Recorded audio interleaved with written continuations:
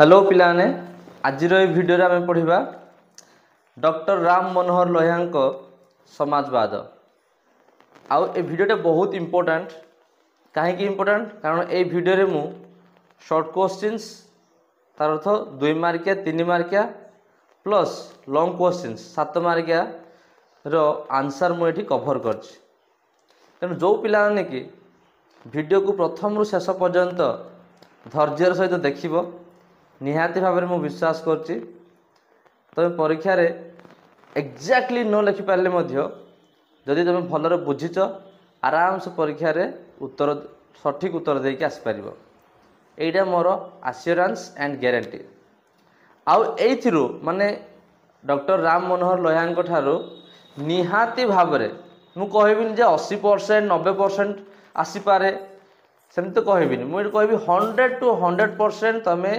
एइथिरु question पाइबो ही पाइबो 1 मार्किया आरंभ करी 7 मार्किया पर्यंत बी आश्योर्ड ऑफ दैट भरोसा रख जदि न आसे ताल कमेंट सेक्शन रे लिखि मते कहबो जे सार आसिलानी एनीवे वर्तमान हमर वीडियो आरंभ करबा वीडियो ऑलरेडी आरंभ होय माने हमर आलोचना को आरंभ करबा डॉक्टर राम मनोहर लोहिया से जने भारतर प्रमुख समाजवादी राजनेता थिले बा राजनैतिक दार्शनिक थिले समाजवादी राजनैतिक दार्शनिक थिले से भारत रे समाजवादी नीति को प्रयोग करने ପାଇଁ चाहूथिले से कहीं समाजवाद को अधिक प्राधान्य देउथिले कारण से विश्वास करथिले एवं तांकर लक्ष्य थिला जे भारत रे अर्थनैतिक राजनैतिक व सामाजिक समानता और न्याय प्रतिष्ठा करने ପାଇଁ तेणु से विश्वास करथिले कोन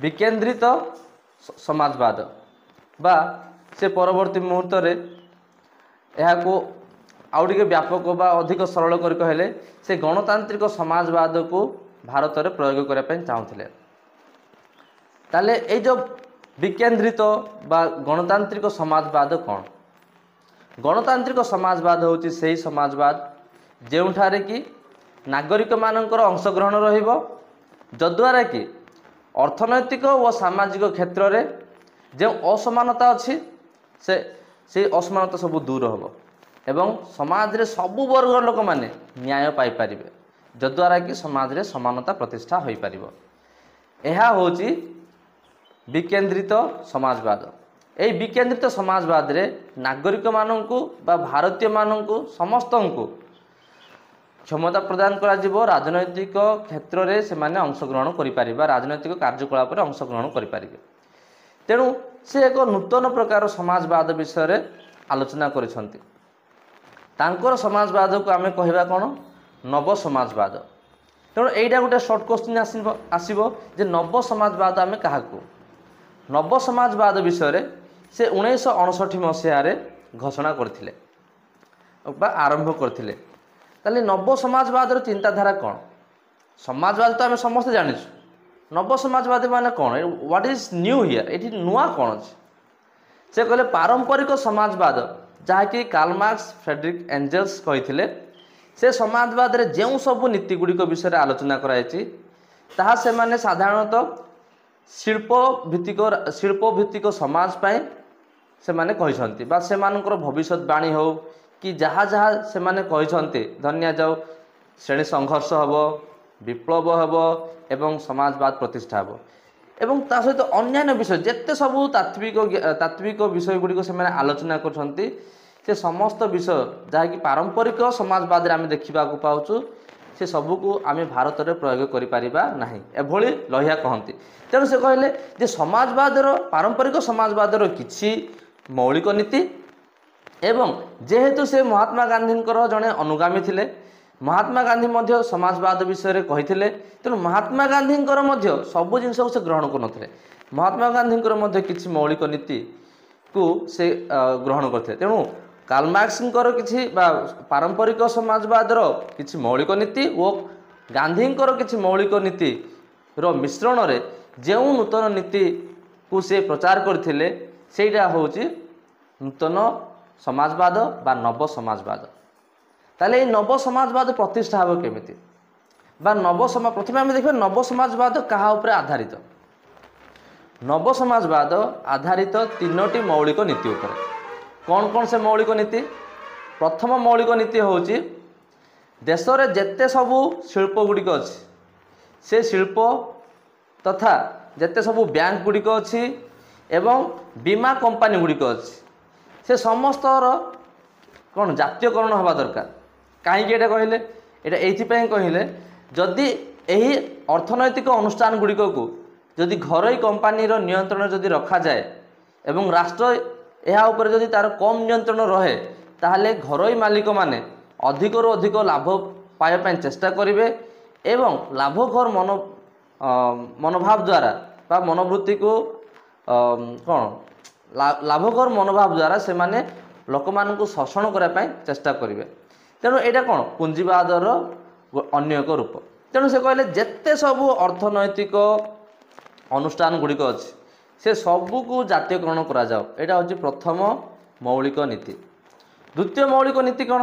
द्वितीय मौलिक नीति हूँ विश्ववासी समस्तंकर जीवन शैली रे सुधार आनिबा। यार अर्थ कौन? जे पृथ्वी रे जेते सबू लोक माने अछंती से समस्तंकर जीवन शैली रे परिवर्तन आसिया दरकार। कारण से समीक्षा करथिले जे बहुत लोक माने आम समाज रे अछंती जो माने कि असमानता बा विभिन्न प्रकार वैषम्यर शिकार होछंती। ए असमानता को संपूर्ण रूपे टोटाली मूलोत्पाटन करने से विभिन्न प्रकार पद्धति विषय आलोचना करछंती जहाँकि आम आज भिडियो रे आग को पढ़ा। तो यहीटा हूँ द्वितीय मौलिक नीति।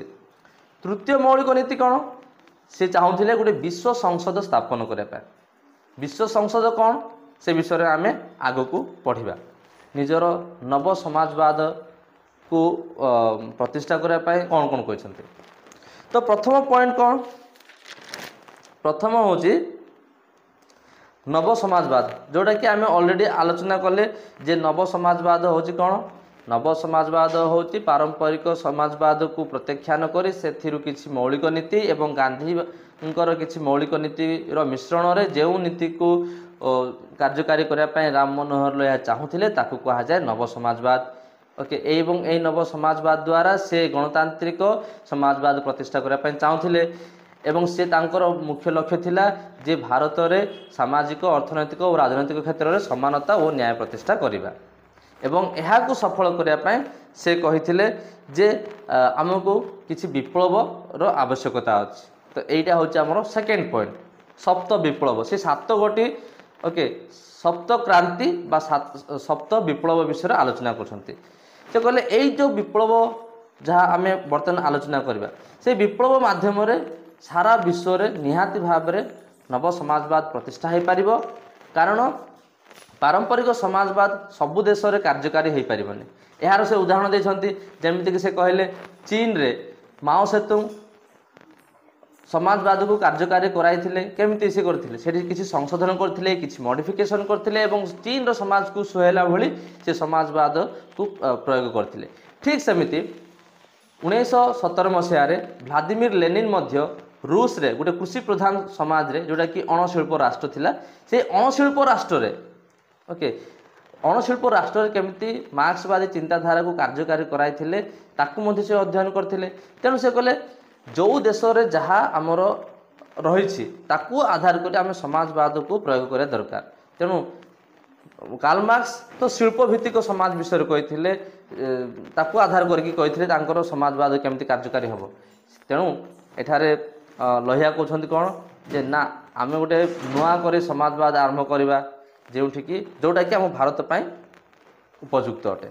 तो से 7 प्रकार जो विप्लव से 7 प्रकार विप्लव कौन? प्रथम हूँ स्त्री व पुरुष मान मध्य थिबा असमानता को दूर करवा। आम समाज देखुचु जे केमिति स्त्री मानू बा महिला मानू नारी मानू केमिति विभिन्न प्रकार शोषण अन्याय अत्याचार व दमन रो शिकार होगा पड़ुछि। तेणु ताकू उच्छेद करने से स्वर उत्तोलन करथिले एवं से चाहूले जे नारी और पुरुष भितर बहुत किछि प्रभेद रही असमानता परिलक्षित होची। जदि सेगुड़िक दूर हुए समाज रे निहाती भाव में नव समाजवाद प्रतिष्ठा हो पारिबो। एटा होची प्रथम विप्लव। द्वितीय विप्लव होची वर्ण वैषम्य दूर करवा। जो कला गोरार भेदभाव अच्छी ताकू आम केमिति दूर करे। कारण it does not matter what is your color, okay, you may be fair or you may be black, it doesn't matter, at the end we are all human beings. ଶେଷରେ ଆମେ ସମସ୍ତେ ମଣିଷ, ତେଣୁ କିଏ ଗୋରା ହୁଅନ୍ତୁ କି କିଏ କଳା ହୁଅନ୍ତୁ, ତାକୁ ନେଇ ସମାଜରେ ଲୋକମାନଙ୍କ ମଧ୍ୟରେ ଭେଦଭାବ କେବେ ବି ଦେଖେଇବା ବା ଅନ୍ୟ ପ୍ରତି ପ୍ରଦର୍ଶନ କରିବା ଉଚିତ ନୁହଁ। ତୃତୀୟ ବିପ୍ଳବ ସେ ଆଣିବା ପାଇଁ ଚାହୁଁଥିଲେ ସମାଜରେ, ସେଇଟା ହେଉଛି ଯେ ଜାତିଗତ ଭେଦଭାବ। ଆମର ଭାରତୀୟ ସାମାଜିକ ବ୍ୟବସ୍ଥାରେ ଆମେ ଦେଖୁଛୁ ଯେ ହିନ୍ଦୁ ଧର୍ମରେ ଜାତିକୁ ଆଧାର କରି ବା ଯେଉଁ ଚାରି ବର୍ଣ୍ଣ ଅଛି, ଚାରି ବର୍ଣ୍ଣରୁ ଯେଉଁମାନେ କି ଉଚ୍ଚରେ ରହିଲେ ଉଚ୍ଚ ଜାତି, ଓକେ, ବ୍ରାହ୍ମଣ, କ୍ଷତ୍ରିୟ, ଓକେ, ସେମାନେ ରହିଲେ ଉଚ୍ଚରେ, ଦେନ୍ ଦି କ'ଣ ବ୍ରାହ୍ମଣ, କ୍ଷତ୍ରିୟ, ବୈଶ୍ୟ ଏବଂ ଶୂଦ୍ର, ବୈଶ୍ୟ ଓ ଶୂଦ୍ର ସେମାନେ ରହିଲେ ତଳ ଜାତି। ତ ତଳ ଜାତିମାନଙ୍କ ପ୍ରତି କେମିତି ବିଭିନ୍ନ ପ୍ରକାର ଭେଦଭାବର ମାନେ ଲୋକମାନେ କେମିତି ବିଭିନ୍ନ ପ୍ରକାର ଭେଦଭାବର ଶିକାର ହେଉଛନ୍ତି, ତାକୁ ସେ ଦୂର କରିବା ପାଇଁ ଚାହୁଁଥିଲେ। ସେଠି ମଧ୍ୟ ସେ ଗୋଟେ ବିପ୍ଳବ ଆଣିବା ପାଇଁ ଚାହୁଁଥିଲେ। 4 ନମ୍ବର ବିପ୍ଳବ ହେଉଛି ବିଦେଶୀ ଶାସନ ଓ ଦମନ ବିରୋଧରେ ବିପ୍ଳବ।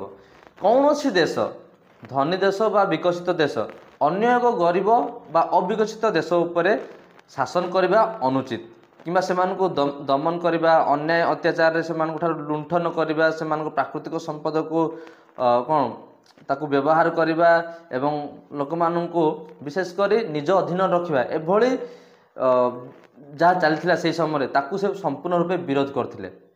5 ନମ୍ବର ହେଉଛି ଯୋଜନାବଦ୍ଧ ଅର୍ଥନୈତିକ ବ୍ୟବସ୍ଥାକୁ କାର୍ଯ୍ୟକାରୀ କରି ଅର୍ଥନୈତିକ ଅସମାନତାକୁ ଦୂର କରିବା। ତ ଅର୍ଥନୈତିକ ଅସମାନତା ସମାଜରୁ କେମିତି ହଟିବ?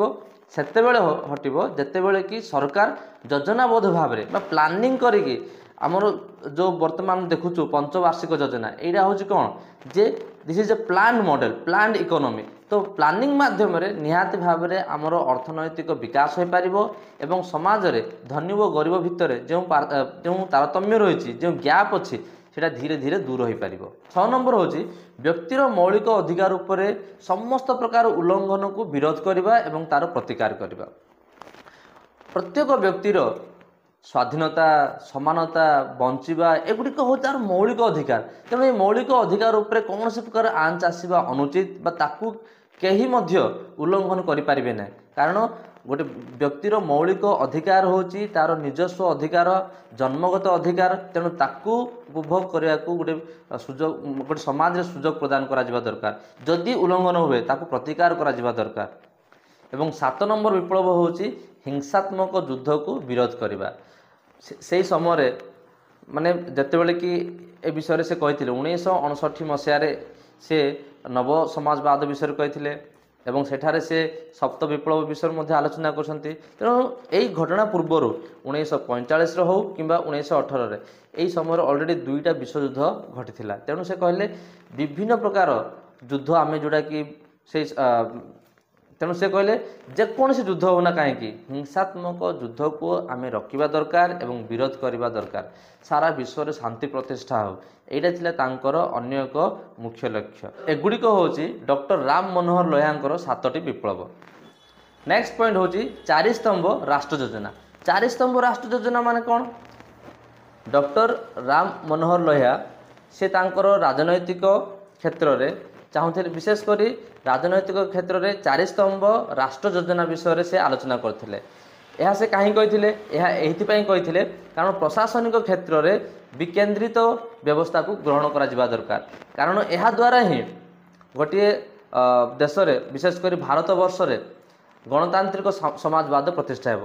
ତ ବିକେନ୍ଦ୍ରିତ ସମାଜବାଦ ବିଷୟରେ ସେ କାହିଁକି କହୁଥିଲେ? କାରଣ ବିକେନ୍ଦ୍ରିତ ହେବା ଦ୍ୱାରା କ୍ଷମତା ଗୋଟିଏ ଜାଗାରେ କେନ୍ଦ୍ର ସରକାରଙ୍କ ହସ୍ତରେ ବା କେନ୍ଦ୍ର ସରକାରଙ୍କ ପାଖରେ ନ ରହି ସେଟା ରାଜ୍ୟ ସରକାର ଏବଂ ଅନ୍ୟାନ୍ୟ ସରକାରଙ୍କ ପାଖକୁ ଯାଇଥାଏ, ଯେଉଁଠାରେ କି ଲୋକମାନେ କ୍ଷମତା ପ୍ରାପ୍ତ ହୋଇ ସେମାନେ ରାଜନୈତିକ କ୍ଷେତ୍ରରେ ଅଂଶଗ୍ରହଣ କରିଥାନ୍ତି, ଯଦ୍ୱାରା କି ସେମାନେ ନିଜର ସମସ୍ୟାକୁ ସମାଧାନ କରିପାରିବେ ଏବଂ ନିଜର ବିକାଶ ପାଇଁ ନିଜେ ପଦକ୍ଷେପ ନେଇପାରିବେ। ଏଇଟା ଥିଲା ତାଙ୍କର ମୁଖ୍ୟ ଲକ୍ଷ୍ୟ। ତେଣୁ ସେ କହିଲେ 4 ସ୍ତମ୍ଭ ଯୋଜନା। 4 ସ୍ତମ୍ଭ ରାଷ୍ଟ୍ର ଯୋଜନା ମାନେ କ'ଣ? ସେ 4ଟି ସ୍ତମ୍ଭ ବିଷୟରେ କହିଲେ। ଯଦି ନିମ୍ନରୁ ଉର୍ଦ୍ଧ୍ୱକୁ ଯିବା, ପ୍ରଥମ ହେଉଛି ଗ୍ରାମ ପଞ୍ଚାୟତ, ତା ଉପରକୁ ହେଉଛି ଜିଲ୍ଲା ଏବଂ ତା ଉପରକୁ ହେଉଛି ରାଜ୍ୟ ସରକାର ଏବଂ ସବୁଠାରୁ ଉର୍ଦ୍ଧ୍ୱରେ ରହୁଛି କେନ୍ଦ୍ର ସରକାର। ଏଇ 4ଟି ହେଉଛି ଗୋଟିଏ ଗୋଟିଏ ସ୍ତମ୍ଭ, ଯାହା ମାଧ୍ୟମରେ କି विकेन्द्रित समाजवाद प्रतिष्ठा हो पारिबो एवं ए विकेन्द्रित समाजवाद द्वारा ही गणतांत्रिक समाजवाद संभवपर हो पारिबो बोली से विश्वास करथिले। एही चारि स्तंभ मध्यरु ग्राम पंचायत को से सबुठार गुरुत्वपूर्ण बोली विवेचना करथिले, कारण ग्राम पंचायत उपरे संपूर्ण प्रशासनिक परिचालना निर्भर करथिला। जदि ग्राम पंचायत सुदृढ़ हो पारिबो ताहले तार ऊर्ध्व सोपान सुदृढ़ हेबो, ता ऊर्ध्व सोपान एमती कि केंद्र सरकार मध्य सुदृढ़ हो पारिबो। तेणु ए चारोटी स्तंभ माध्यम निहाती भाव में गणतांत्रिक समाजवाद प्रतिष्ठा हो पारिबो बोली डॉक्टर राम मनोहर लोहिया विश्वास करथिले। नेक्स्ट आम आलोचना करबा अर्थनैतिक समाजवाद। अर्थनैतिक समाजवाद माने कौन? डॉक्टर राम मनोहर लोहिया से विश्वास करथिले जे अर्थनैतिक क्षेत्र में जो असमानता आम देखा पाऊँ, आम देखुचु जे पुंजीवाद द्वारा समाज दुईटी श्रेणी कौन दुईटी श्रेणी जात होता है, गोटे हूँ धनी एवं आउ गोटे हूँ गरीब। तेणु पुंजीवादर गोटे कुपरिणाम हूँ जे धनी एवं गरीब मध्य जो तारतम्य रही जो गैप रही से दिन को दिन वृद्धि होबार लगी। तेणु ताकू आम केमिति ह्रास करवा।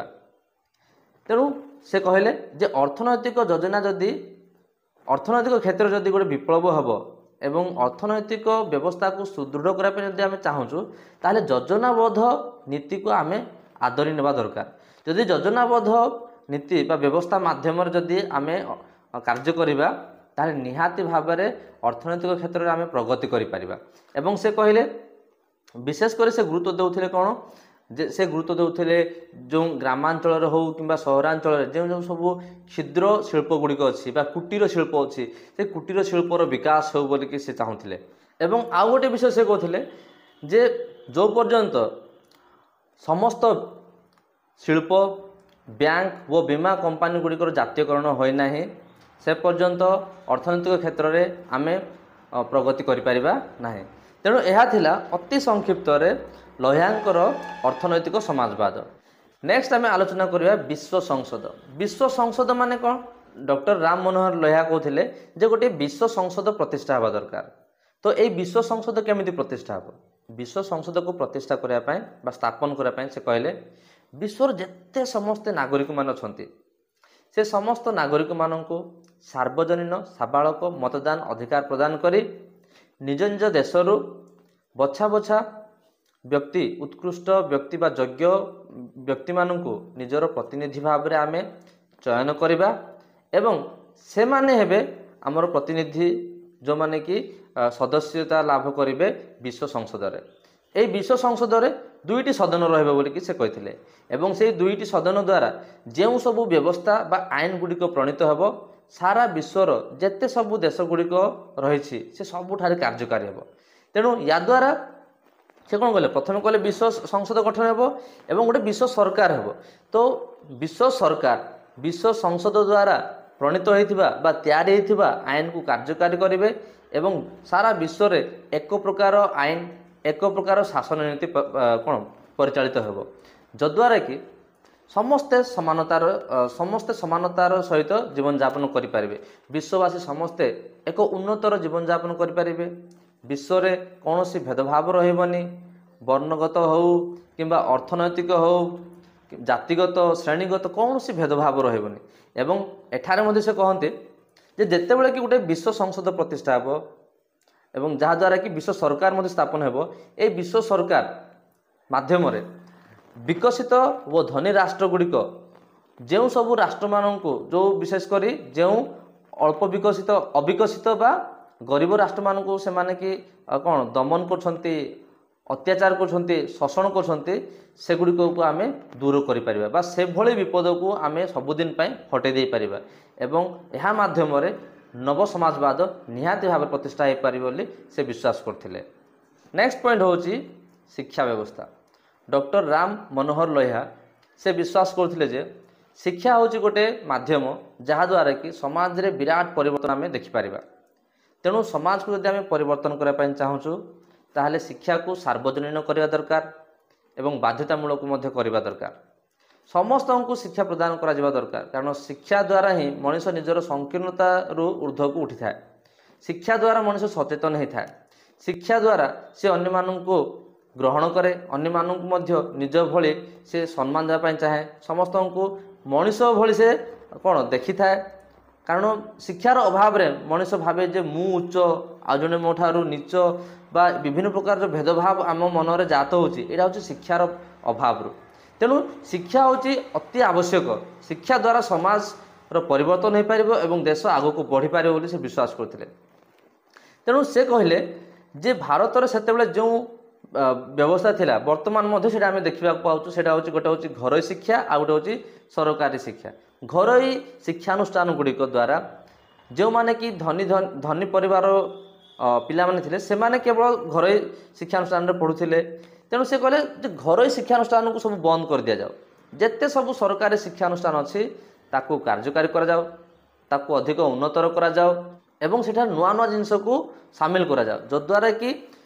समस्त को सबू पिला माने एक प्रकार शिक्षा व्यवस्था ग्रहण करेंगे जो द्वारा कि समाज रे समानता प्रतिष्ठा हो तेणु से घरोई बा प्राइवेट एजुकेशन को से विरोध करथिले एवं से कहले जे राष्ट्र नियंत्रित सरकारी शिक्षा व्यवस्था को कार्यकारी करा जाओ बोली से दाबी करथिले एवं एठारे मध्ये से कहथिले जे इंग्राजी परिवर्ते हिंदी को प्राधान्य दिया जाबा दरकार कारण इंग्राजी द्वारा इंग्राजी भाषा को आमे समस्त बुझी परिबानी तेणु जो भाषा माध्यम रे आमे बुझी परिबा अन्य मान सहित जोगाजोग करि परिबा से भाषा को आमे प्रयोग करिबा शिक्षा व्यवस्था रे बा हमर दैनंदिन जीवन रे ऑफिशियल वर्क रे आमे हिंदी को व्यवहार करबा इंग्लिश को काहे व्यवहार करा तेणु से इंग्राजी को मध्ये से विरोध करथिले लास्ट पॉइंट होची कृषि को गुरुत्व देबा डॉक्टर राम मनोहर लोहिया से कृषि को अधिक प्राधान्य देउथिले तांको मतरे भारत जेहेतु गोटे कृषि प्रधान समाज थिला बा कृषि प्रधान देश थिला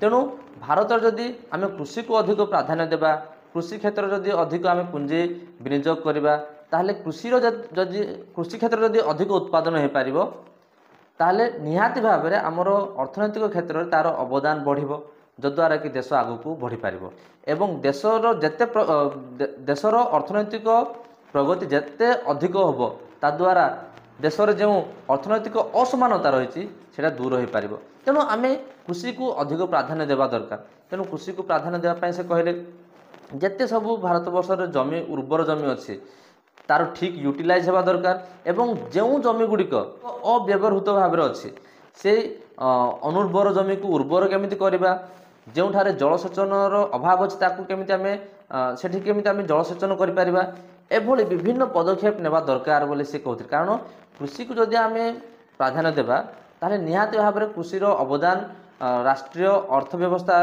को सुदृढ़ करने पाई अधिक सहायक हो पारिबो जद्वारा कि अर्थनैतिक क्षेत्र में आमे प्रगति आनी पारिबा एवं अर्थनैतिक क्षेत्र में प्रगति जदि आसे ताहले समाज रे धनी व गरीब भितर जो तारतम्य रही से गुड़िक दूर हो पारिबो एवं ता द्वारा नव समाजवाद निहाती भाव में स्थापन हो पारिबो बोली से दृढ़ विश्वास करथिले तेणु डियर स्टूडेंट्स एगुड़िक थिला डॉक्टर राम मनोहर लोहिया समाजवादी चिंताधारा उपर निजर मतवाद थिला जहाँ कि आम डिटेल ताकू पढ़िले जदि आउ किसी पॉइंट्स मु भूली जाइथिबि ताहले तुम बही पढ़ बही पढ़िया द्वारा मुझे जोटा मु भूली जाइछि सेगुड़ा को तुम लिखिपार किंतु मु भावुची मु जहाँ तुमको आज भिडियो रे मु कहली बा तुम सहित आलोचना कली तुम एति जिनस लिखिच तुम निश्चित रूपे 7 मार्क को 7 मार्क पाइब बिकज ये कौन से पॉइंट आम छाड़ना सो